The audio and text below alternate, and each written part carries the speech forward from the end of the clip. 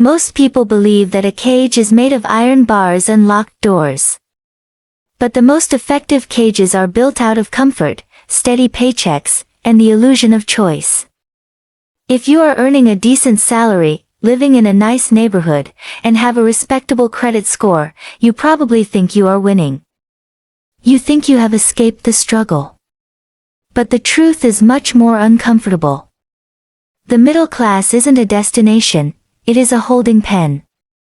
It is a carefully calibrated economic zone designed to keep you productive enough to fuel the system, but never wealthy enough to leave it. You are being farmed for your stability.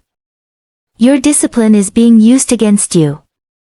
And the most terrifying part is that you are likely walking into these traps voluntarily, thinking they are milestones of success. Today, we are going to look at the 7 wealth traps that the middle class falls into without realizing it. This isn't about budgeting or cutting out lattes. This is about the psychological and systemic architecture that ensures you remain a high-functioning tenant in a world owned by someone else. By the end of this, the things you once considered assets might start to look like anchors.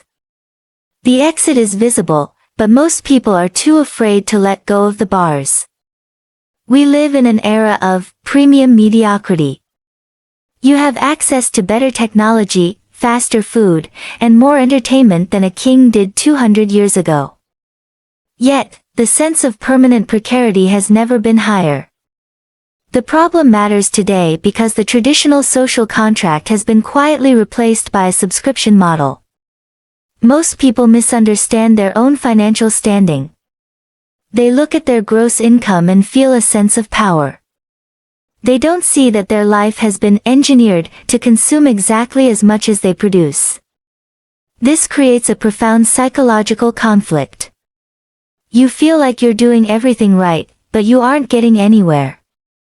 You buy the house because it's an investment. You buy the car because it's a necessity. You invest in the degree because it's a guarantee. But 10 years later, you realize you're just a more expensive version of your younger self. You have more things, but less time. The system has convinced you that standard of living is the same thing as quality of life.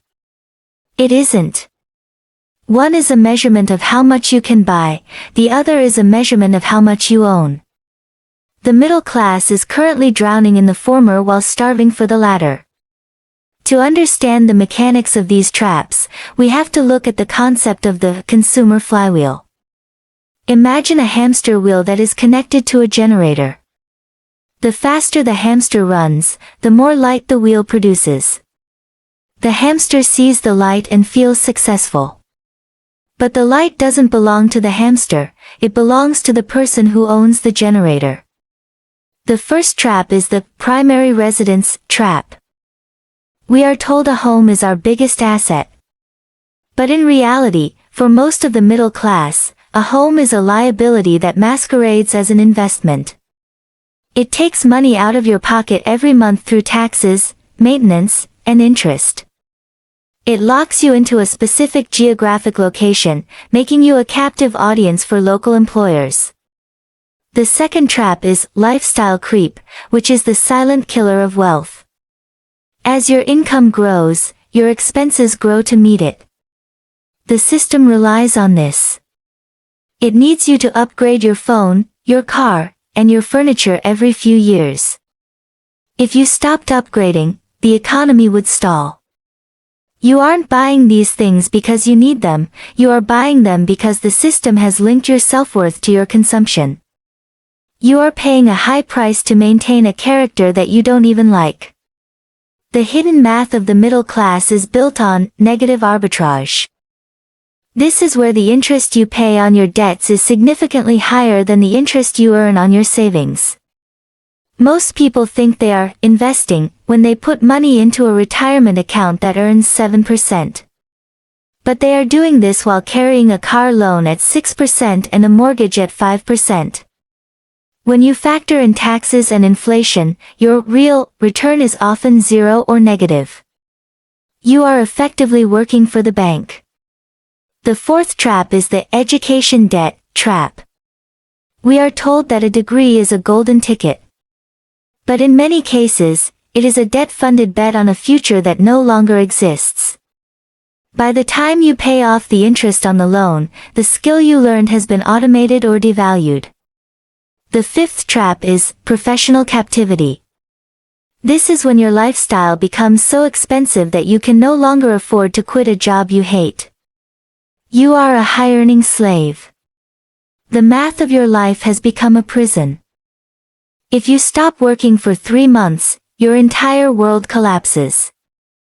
The wealthy own their time, the middle class rents it out to pay for a world they are too tired to enjoy. The sixth trap is the tax trap. The middle class pays the highest effective tax rate because they cannot utilize the loopholes of the poor or the havens of the rich. You are the primary donor for a system that doesn't prioritize your freedom. If you open social media, the hype will tell you that the way out is hustle culture or passive income through complex trading. They tell you that you are just one side hustle away from freedom. This is the seventh trap, the get-rich-quick distraction. The system loves this narrative because it keeps you focused on small, speculative gains while ignoring the massive systemic drains on your wealth. You spend your weekends trying to make a few $100s on a crypto trade, while your mortgage interest and insurance premiums are sucking thousands out of your net worth. The reality is that you cannot out-hustle a bad structural foundation. Another common illusion is that diversification in a retail brokerage account is safety. For most people, it's just a way to ensure they get average results in a system that is designed to decay at an above-average rate. The hype is about making more, the reality should be about keeping more. But keeping more is boring. It doesn't look good on an Instagram feed. It doesn't provide a hit of dopamine. The traps are designed to be flashy and exciting, while the exit is quiet and disciplined. The psychological truth is that we are terrified of being ordinary.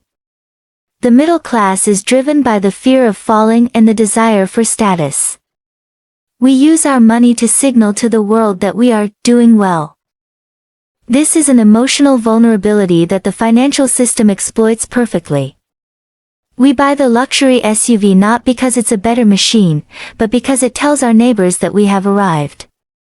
But where have we arrived? Usually, at a place of deeper debt and higher stress. People fail to escape these traps even when they understand them because the social cost of leaving is too high. To escape the middle-class traps, you have to be willing to look poor to your peers. You have to drive the old car. You have to live in the smaller house.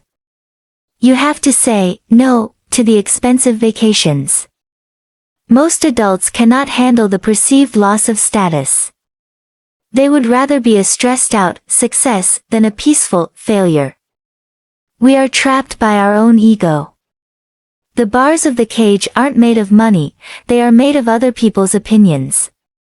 Until you conquer your need for external validation, you will always be a customer for someone else's profit. We have arrived at a moment in history where the definition of safe has been inverted. The traditional path, the one with the steady job, the big house, and the diversified portfolio, is now one of the riskiest positions you can hold. It makes you a perfect target for inflation, taxation, and systemic shifts.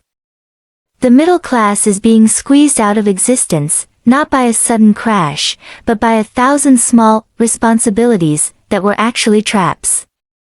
The world is bifurcating into those who own the assets and those who pay for them.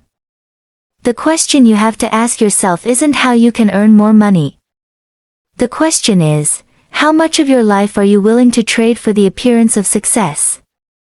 Once you realize that the ladder you are climbing is leaning against a wall that is slowly crumbling, what do?